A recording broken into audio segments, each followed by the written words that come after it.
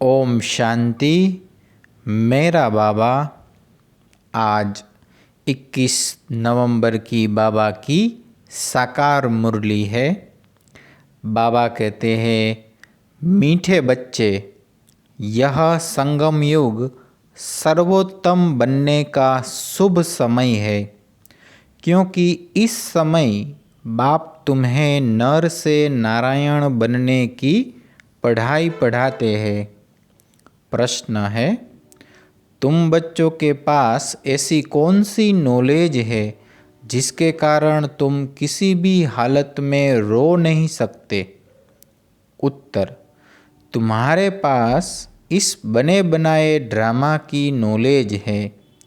तुम जानते हो, इसमें हर आत्मा का अपना पार्ट है। बाप हमें सुख का वर्षा दे रहे हैं, फिर हम रो कैसे सकते? परवाह थी पार ब्रह्म में रहने वाले की, वो मिल गया, बाकी क्या चाहिए? बख्तावर बच्चे कभी रोते नहीं है। ओम शांति। रूहानी बाप बैठ बच्चों को एक बात समझाते हैं। चित्रों में भी ऐसे लिखना है कि त्रिमूर्ति शिव बाबा बच्चों प्रति समझाते हैं। तुम भी किसी को समझाते हो तो तुम आत्मा कहेंगे, शिव बाबा ऐसा कहते हैं। यह बाप भी कहेंगे, बाबा तुमको समझाते हैं। यहाँ मनुष्य मनुष्यों को नहीं समझाते हैं, लेकिन परमात्मा आत्माओं को समझाते हैं या आत्मा आत्मा को समझाती है। ज्ञान सागर तो शिव बाबा ही है और वह है रूहानी बाप। इस समय रूहानी बच्चों को रूहानी बाप से वर्षा मिलता है। जिस्मानी अहंकार यहाँ छोड़ना पड़ता है। इस समय तुमको देही अभिमानी बन बाप को याद करना है। कर्म भी भले करो, धंधा धोरी आदि बल चलाते रहो, बाकी जितना समय मिले अपने को आत्मा समझ बाप को याद करेंगे तो विकर्म विनाश होंगे। तुम जानते हो, शिव बाबा इसमें आया हुआ है। वह सत्य है, चैतन्य है, सत चित आनंद स्वरूप कहते हैं। ब्रह्मा, विष्णु, शंकर अथवा कोई भी मनुष्य मात्र की यह महिमा नहीं है। ऊंचते ऊंच भगवान एक ही है, वह है सुप्रीम सोल। यह ज्ञान भी तुमको सिर्फ इस समय है, फिर कभी भी मिलना नहीं है। हर 5000 वर्ष के बाद बाप आते हैं। तुमको आत्म अभिमानी बनाए बाप को याद कराने, जिससे तुम तमो प्रधान से सतो प्रधान बनते हो और कोई उपाय नहीं। बल मनुष्य पुकारते भी है कि हे पतित पावन आओ, परंतु अर्थ नहीं समझते। पतित पावन सीताराम कहे तो भी ठीक है। तुम सब सीताएं अथवा भक्तियाँ हो। वह है एक राम भगवान। तुम भक्तों को फल चाहिए भगवान द्वारा। मुक्ति व जीवन मुक्ति यह है फल। मुक्ति जीवन मुक्ति का दाता वह एक ही बाप है। ड्रामा में ऊंचते ऊंच पार्ट वाले भी होते हैं तो नीचे पार्ट वाले भी होते हैं। यह बेहद का ड्रामा है, इसको और कोई समझ न सके। तुम इस समय तमो प्रधान कनिष्ठ से सतो प्रधान पुरुषोत्तम बन रहे हो। सतो प्रधान को ही सर्वोत्तम कहा जाता है। इस समय तुम सर्वोत्तम नहीं हो, बाप तुमको सर्वोत्तम बनाते हैं। यह ड्रामा का चक्र कैसे फिरता रहता है इसको कोई भी नहीं जानते। कलयुग, संगम युग, फिर होता है सतयुग। पुरानी को नई कौन बनाएंगे?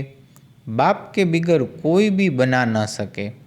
बाप ही संगम पर आकर पढ़ाते हैं। बाप न सतयुग में आते हैं न कलयुग में आते हैं।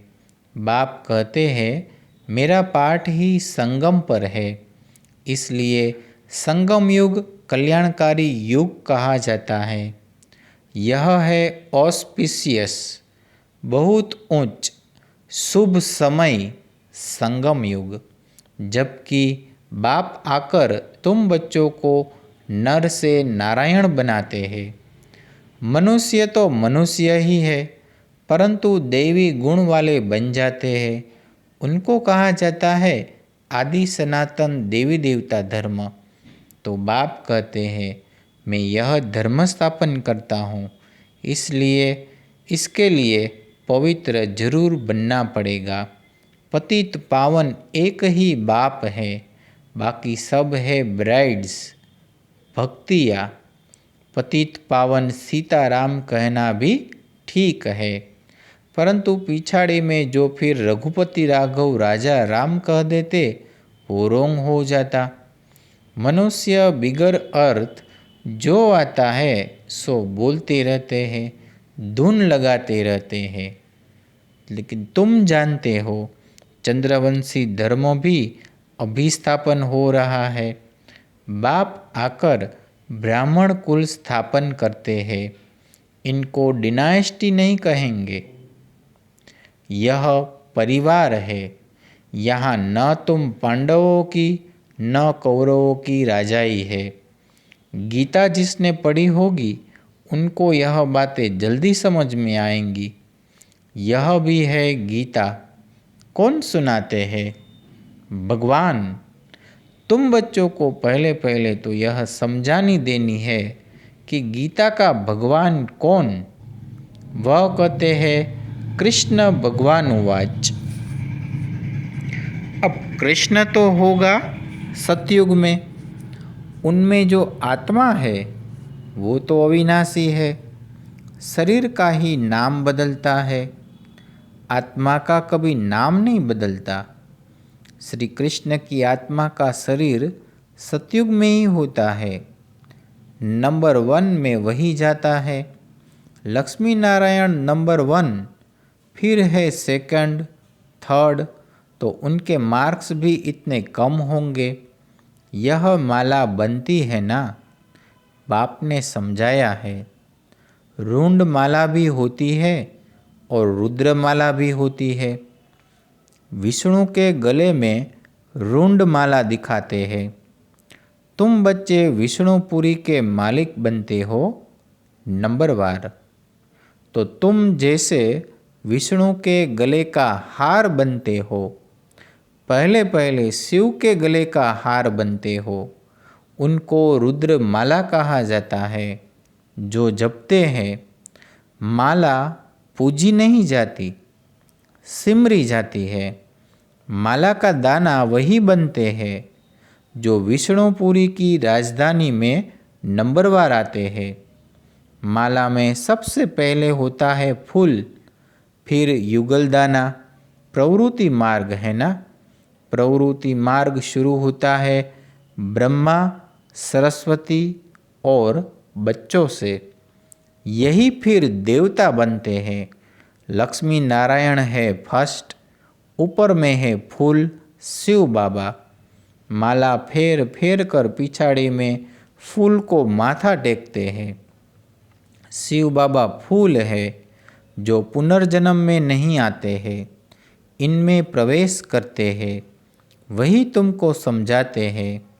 इनकी आत्मा तो अपनी है, वह अपना शरीर निर्वाह करती है। उनका काम है सिर्फ ज्ञान देना। जैसे कोई की स्त्री व बाप आदि मरता है तो उनकी आत्मा को ब्राह्मण के तन में बुलाते हैं। आगे आती थी, अब वह कोई शरीर छोड़कर तो नहीं आती है। यह ड्रामा में पहले से ही नोंद है।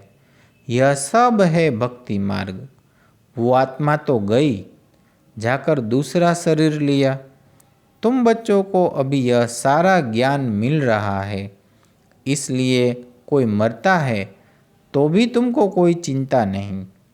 अम्मा मरे तो भी हलवा खाना। शांता बहन का मिसाल, बाबा ने शांता बहन का मिसाल दिया। बच्ची ने जाकर उन्होंने समझाया कि तुम रोते क्यों हो। उसने तो जाकर दूसरा शरीर लिया। रोने से लौट थोड़ी आएगी। बख्तावर थोड़े ही रोते हैं। तो वहाँ सबका रोना बंद कराए समझाने लगी। ऐसे बहुत बच्चियाँ जाकर समझाती है, अभी रोना बंद करो, झूठे ब्राह्मण भी नहीं खिलाओ। हम सच्चे ब्राह्मणों को ले आते हैं, फिर ज्ञान सुनने लग जाते हैं। समझते हैं यह बात तो ठीक बोलते हैं। ज्ञान सुनते सुनते शांत हो जाते हैं। 7 दिन के लिए कोई भागवत आदि रखते हैं तो भी मनुष्य के दुख दूर नहीं होते। यह बच्चियाँ तो सबके दुख दूर कर देती है। तुम समझते हो रोने की तो दरकार नहीं। ये तो बना बनाया ड्रामा है। हर एक को अपना पार्ट बजाना है। कोई भी हालत में रोना नहीं चाहिए। बेहद का बाप, टीचर, गुरु मिला है, जिसके लिए तुम इतना धक्के खाते रहते हो। पार ब्रह्म में रहने वाला परमपिता परमात्मा मिल गया तो बाकी क्या चाहिए। बाप देते ही है सुख का वर्षा। तुम बाप को भूल जाते हो तब रोना पड़ता है। बाप को याद करेंगे तब खुशी होगी। ओहो, हम तो विश्व के मालिक बनते हैं, फिर 21 पीढ़ी कभी रोएंगे नहीं। 21 पीढ़ी अर्थात पूरा बुढ़ापे तक अकाले मृत्यु नहीं होती है, तो अंदर में कितनी गुप्त खुशी रहनी चाहिए। तुम जानते हो हम माया पर जीत पाकर जगत जीत बनेंगे। हथियार आदि की कोई बात नहीं। तुम हो शिव शक्तियाँ। तुम्हारे पास है ज्ञान कटारी, ज्ञान बाण।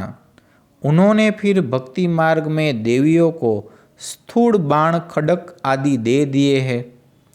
बाप कहते हैं ज्ञान तलवार से विकारों को जीतना है, बाकी देवियाँ कोई हिंसक थोड़ी ही है। यह सब है भक्ति मार्ग।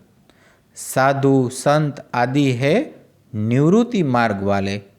वह प्रवृत्ति मार्ग को मानते ही नहीं।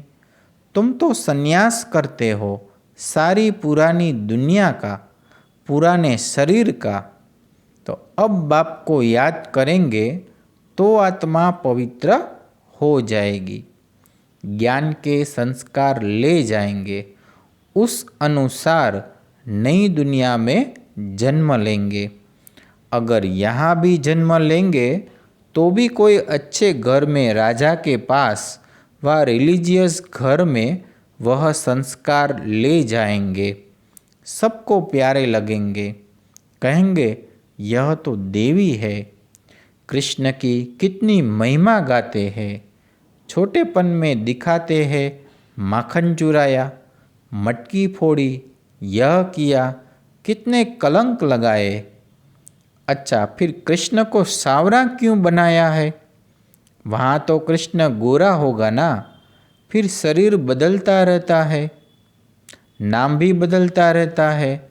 श्री कृष्ण तो सतयुग का पहला प्रिंस था, उनको क्यों सांवरा बनाया है? कभी कोई बता नहीं सकेंगे। वहाँ सांप आदि होते नहीं जो काला बना दे। यहाँ जहर चढ़ जाता है तो काला हो जाता है। वहाँ तो ऐसी बात हो न सके। तुम अब देवी संप्रदाय बनने वाले हो। इस ब्राह्मण संप्रदाय को किसी का भी पता नहीं है। पहले पहले बाप ब्रह्मा द्वारा ब्राह्मणों को एडॉप्ट करते हैं। प्रजापिता है तो उनकी प्रजा भी ढेर की ढेर है। ब्रह्मा की बेटी सरस्वती कहते हैं। स्त्री तो है नहीं, यह किसी को भी पता नहीं है। प्रजापिता ब्रह्मा के तो है ही मुखवंशावली, स्त्री की तो कोई बात ही नहीं है। इनमें बाप प्रवेश कर कहते हैं, तुम हमारे बच्चे हो। मैंने इनका नाम ब्रह्मा रखा है। जो भी बच्चे बने सबके नाम बदली किए हैं। तुम बच्चे अभी माया पर जीत पाते हो। इसको कहा ही जाता है हार और जीत का खेल। बाप कितना सस्ता सौदा कराते हैं, फिर भी माया हरा देती है तो भाग जाते हैं। 5 विकारों रूपी माया हराती है। जिनमें 5 विकार है उनको ही आसुरी संप्रदाय कहा जाता है। मंदिर में देवियों के आगे भी जाकर महिमा गाते हैं, आप सर्वगुण संपन्न। बाप तुम बच्चों को समझाते हैं, तुम ही पूज्य देवता थे, फिर 63 जन्म पुजारी बने, अब फिर पूज्य बनते हो। बाप पूज्य बनाते हैं, रावण पुजारी बनाते हैं। यह बातें कोई शास्त्र में नहीं है। बाप कोई शास्त्र थोड़ी पढ़ा हुआ है, वो तो है ही ज्ञान का सागर। वर्ल्ड अलमाइटी ऑथोरिटी है। अलमाइटी यानी सर्वशक्तिमान। बाप कहते हैं, सभी वेदों शास्त्रों आदि को जानता हूँ। यह सब है भक्ति मार्ग की सामग्री। मैं इन सब बातों को जानता हूँ। द्वापर से ही तुम पुजारी बनते हो।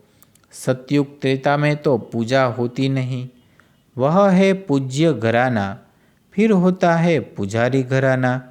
इस समय सब पुजारी है। यह बातें कोई को मालूम नहीं है।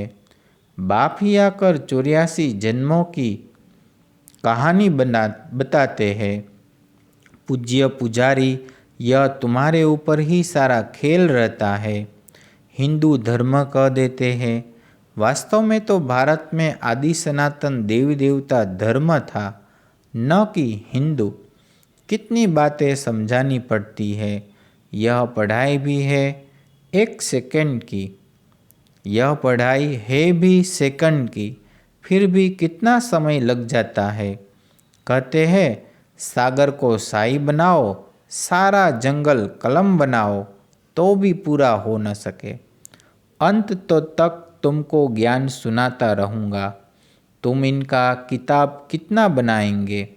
शुरू में भी बाबा सवेरे सवेरे उठकर लिखते थे, फिर मम्मा सुनाती थी, तब से लेकर छपता ही आता है। कितने कागज खलास हुए होंगे। गीता तो एक ही इतनी छोटी है। गीता का लॉकेट भी बनाते हैं।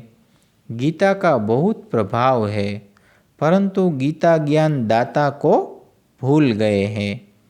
अच्छा, मीठे मीठे सिकिलधे बच्चों प्रति मात पिता बाप दादा का याद प्यार और गुड मॉर्निंग। रूहानी बाप की रूहानी बच्चों को नमस्ते। फिर धारणा के लिए मुख्य सार। पहली पॉइंट, ज्ञान तलवार से विकारों को जीतना है। ज्ञान के संस्कार भरने हैं। पुरानी दुनिया और पुराने शरीर का संन्यास करना है। दूसरी पॉइंट, भाग्यवान बनने की खुशी में रहना है। किसी भी बात की चिंता नहीं करनी है। कोई शरीर छोड़ देता है तो भी दुख के आंसू नहीं बहाने हैं। फिर वरदान है, ताज और तख्त को सदा कायम रखने वाले निरंतर स्वतः योगी भव। वर्तमान समय बाप द्वारा सभी बच्चों को ताज और तख्त मिलता है। अभी का यह ताज व तख्त अनेक जन्मों के लिए ताज तख्त प्राप्त कराता है। विश्व कल्याण की जिम्मेवारी का ताज और बाप दादा का दिल तख्त सदा कायम रहे तो निरंतर स्वतः योगी बन जाएंगे। उन्हें किसी भी प्रकार की मेहनत करने की बात नहीं, क्योंकि एक तो संबंध समीप का है, दूसरा प्राप्ति अखूट है। जहाँ प्राप्ति होती है वहाँ स्वतः याद होती है। स्लोगन है, प्लेन बुद्धि से प्लेन को प्रैक्टिकल में लाओ तो सफलता समाई हुई है। अच्छा, ओम शांति। शुक्रिया बाबा, शुक्रिया।